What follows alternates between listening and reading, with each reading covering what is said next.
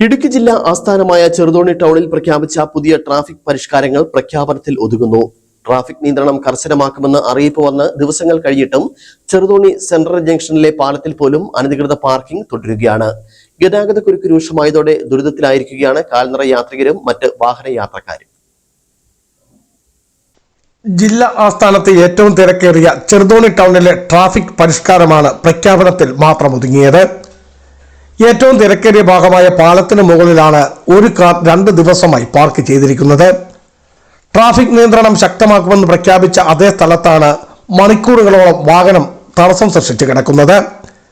August 1 മുതൽ പുതിയ traffic പരിഷ്കാരം നടപ്പാക്കുമെന്നായിരുന്നു ഗ്രാമപഞ്ചായത്തിന്റെ പ്രഖ്യാപനം.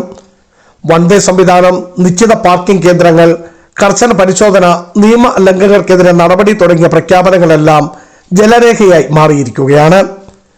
വ്യാപാരികളുടെയും സ്വകാര്യ ധനകാര്യ സ്ഥാപനങ്ങളിലെ ജീവനക്കാരുടെയും ഇരുചക്ര വാഹനങ്ങൾ ഉൾപ്പെടെ ടൗണിലെ റോഡരികുകളിലും നടപ്പാതകളിലും നിരത്തിയിടുന്നത് കാൽനട യാത്രക്കാർക്കും മറ്റു വാഹനങ്ങൾക്കും ഏറെ ബുദ്ധിമുട്ടാണ് ഉണ്ടാക്കുന്നത്.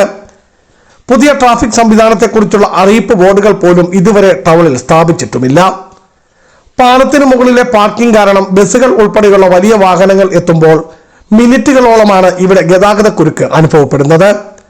ഗതാഗതക്കുരുക്ക് ഏറ്റവും കൂടുതൽ അനുഭവപ്പെടുന്ന കേന്ദ്രത്തിൽ തന്നെ നിയമലംഘനം തുടരുമ്പോൾ പ്രഖ്യാപിച്ച പരിഷ്കാരങ്ങൾ എങ്ങനെ ഫലപ്രദമാകുമെന്ന ചോദ്യമാണ് ഉയരുന്നത്.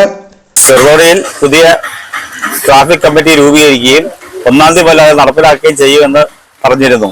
പക്ഷെ നിലവിൽ ഇതുവരെ ഒന്നും നടപ്പിലാക്കിയിട്ടില്ല.